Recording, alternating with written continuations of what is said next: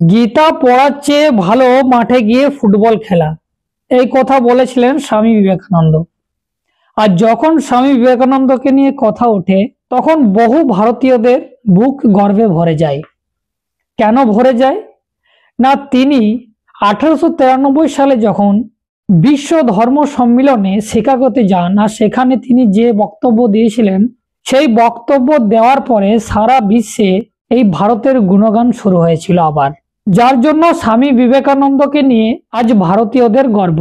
কিন্তু যে তথ্য স্বামীজিকে নিয়ে জানানো হয়নি, যে সমস্ত অজানা তথ্য রয়েছে স্বামীজির বিষয়ে, যেটা অজানা বা হাইড করে জেনে বুঝে রাখা হয়েছে, সেই তথ্য আমি আজকে আপনাদের সামনে তুলে দেব।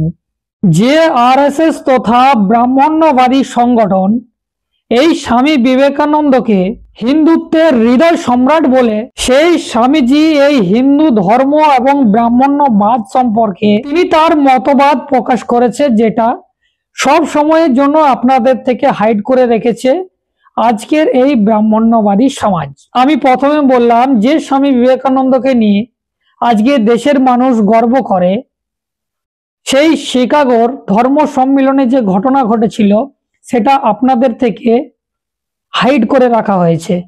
কেন হাইড করে রাখা হয়েছে তার দু একটা প্রমাণ আমি আপনাদেরকে দেব, এবং সেখানে কি ঘটেছিল সেটাও আমি আপনাদেরকে জানাবো।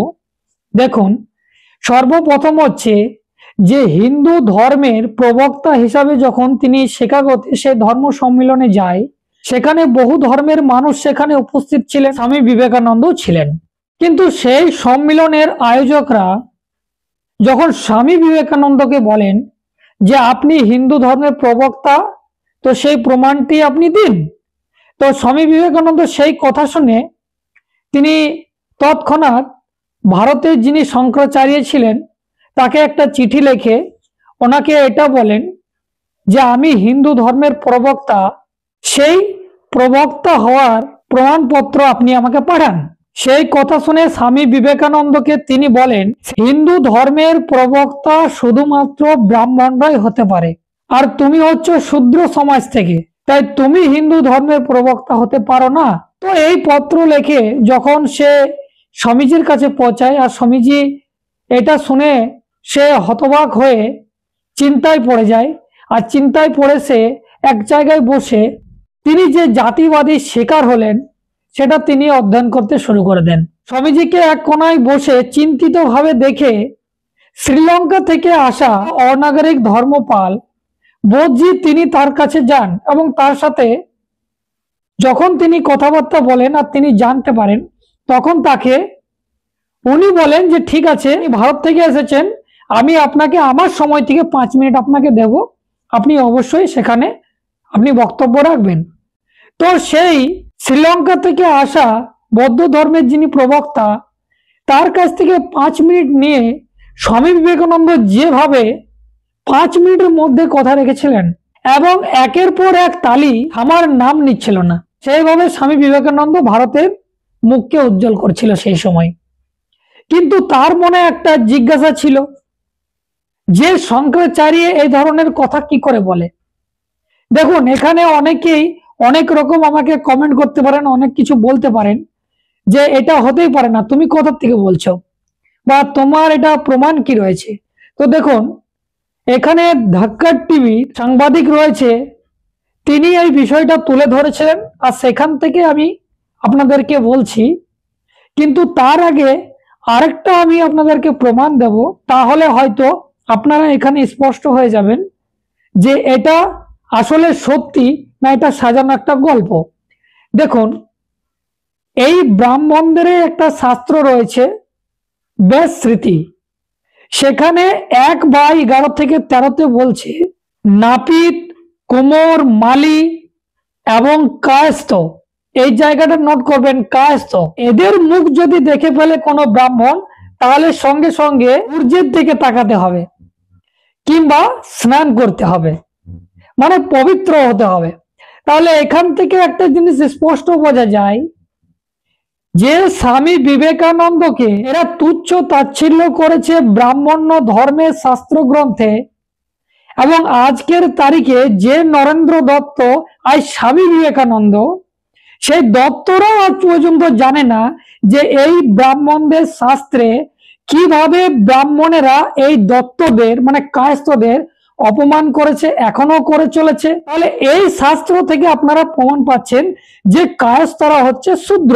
তাহলে যে শঙ্করাচার্য তিনি একটা চিঠি লিখে বলছেন যে তুমি ব্রাহ্মণ না, তুমি হচ্ছে শূদ্র থেকে এসেছো, শূদ্র জাতির মানুষ, তাই তুমি প্রবক্তা হতে পারো না হিন্দুর, তাহলে এটা কেন সত্য হবে না? দ্বিতীয় দিকে এটা আবার জানা যায় যে হিন্দু ধর্মের প্রবক্তা হয়ে গেছিল, সেখানে যে প্রমাণের কথা বলছে, তাহলে স্বামী বিবেকানন্দ তো একজন বিশাল বিদ্যমান পণ্ডিত, তাহলে তার কাছে প্রমাণ থাকবে না? এটা তো হতে পারে না। তার জন্য এখানেও আপনারা কমেন্ট করতে পারেন, আপনারা বলতে পারেন, প্রশ্ন খাড়া করতে পারেন যে স্বামী বিবেকানন্দের কাছে, তার কাছে কি হিন্দু ধর্মের প্রমাণপত্র নিয়ে আসে, এরকমই চলে গেল? এটা প্রশ্ন করতে পারেন। কিন্তু এই প্রশ্ন আমি আপনাদেরকে একটু ভাবতে বলবো যে দেখুন, যে কোনো ধর্মের প্রমাণপত্র বা প্রবক্তা হয়েছেন আপনি, তার প্রমাণপত্র যদি চাই তাহলে অবভিয়াসলি আপনি দিয়ে দেবেন। কারণ যদি বলে যে খ্রিস্টান ধর্মের প্রবক্তাকে, আপনি ফট করে বলে দেবেন ঈসা মাসিহ। যিশু যদি ইসলাম ধর্মের প্রতিষ্ঠাতার নাম, আপনি বলে দেবেন। তো ঠিক সেই রকম বৌদ্ধ ধর্মেরও আপনি বলে দেবেন।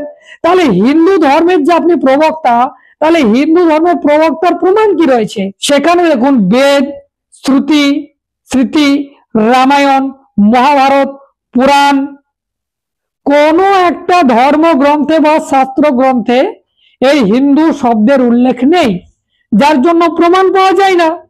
তার জন্যই তিনি চিঠি লিখে জানতে চেয়েছিলেন, আর আমাকে এই প্রমাণটা দিন, সেও বলেছিলেন, কিন্তু সে দেয়নি। যেহেতু এটা ব্রাহ্মণদের ধর্ম, ব্রাহ্মণ্য ধর্ম, তাই এই শঙ্করাচার্য জানে যে এটা হিন্দু ধর্ম রূপে গেছে, কিন্তু এটা তো হিন্দু ধর্ম নয়, এটা অ্যাকচুয়ালি ব্রাহ্মণ ধর্ম, এটা অ্যাকচুয়ালি বৈদিক ধর্ম, এটা অ্যাকচুয়ালি আর্য ধর্ম। তো এখানে স্বামী বিবেকানন্দের সাথে যেভাবে ধোঁকাবাজি করেছে, যেভাবে হেনস্থা করেছে, যেভাবে তাকে ছোট করার কাজ করেছে, তারপরে তিনি কিছু বইখানা তুলে দিয়েছেন এই সমাজে, এবং সেখান থেকে তিনি বলছেন এক জায়গায় যে যদি ভারতের ভবিষ্যৎ নির্মাণ করতে চান তাহলে ব্রাহ্মণদের পায়ের তলে কুচলে দিন। কেন বললেন? কারণ তার সাথে এইভাবে ভেদভাব যদি হয় এত বড় একজন বিদ্যমানের সাথে, তাহলে আপনার সাথে হবে না, এটা তো মানা যায় না। এবং তার সাথে তিনি এটাও বলেছিলেন, পুরোহিত তন্ত্র ভারত বিধ্বংসী বিষ, এদেরকে সমাজ থেকে লাথি মেরে বের করে দেওয়া উচিত, কারণ তারা সর্বদা প্রগতির বিরোধী, তারা কখনো গরিবদের উন্নয়নের জন্য এতটুকু চেষ্টা করেনি। আর এই কথা তিনি বলছেন caste culture and socialism, page number 84। Swami Vivekananda তাহলে এই ধরনের কথা কেন বললেন? এখানেও প্রশ্ন হতে পারে। আমি প্রথমে আপনাদের বললাম যে যেভাবে ব্রাহ্মণেরা স্বামী বিবেকানন্দকে ছাড়েনি, তাহলে আপনাদেরকে ছাড়বে? আর স্বামী বিবেকানন্দ এই হিন্দুত্বকে প্রতিষ্ঠা করার জন্য নিজের জীবনকে পর্যন্ত বাজি রেখে দিয়েছিল, কিন্তু তিনি জানতেন না যে সে শূদ্র বলে এইভাবে অপমান হবে। অপমান হওয়ার পরে সেই স্বামীজি একের পর এক তথ্য আপনাদের সামনে তুলে দিয়েছে, কিন্তু সেই সমস্ত বই হাইড করে দেওয়া হয়েছে, সেই সমস্ত বই আপনাদের সামনে নিয়ে আসা হয় না।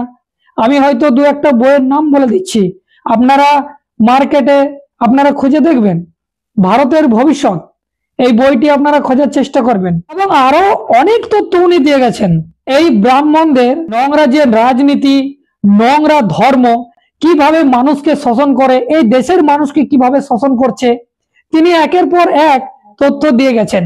আবার এক জায়গায় তিনি বলছেন, আমি আপনাদেরকে পড়ে শোনাচ্ছি, উনি লিখছেন এক জায়গায়, যে দেশের কোটি কোটি মানুষ মহুয়ার ফুল খেয়ে বেঁচে থাকে, আর 10-20 লাখ সাধু আর কয়েক কোটি ব্রাহ্মণ ওই গরিবের রক্ত চুষে খায়, আর তাদের উন্নতির কোনো চেষ্টা করে না, সে কি একটা দেশ নাকি নরক? আর সেই ধর্ম কি ধর্ম না পিশাচের নিত্যখানা? দাদা, এটা তলিয়ে বোঝো। ভারতবর্ষ ঘুরে ঘুরে দেখেছি, আর এই কথা তিনি বলছেন স্বামী বিবেকানন্দ বাণী ও সমগ্র 6ষ্ঠ খণ্ড পৃষ্ঠা 441 নম্বর।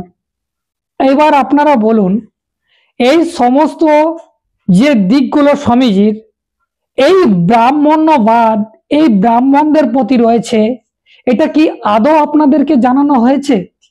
কেউ কি জানানোর চেষ্টা করেছে? কোনোদিন না।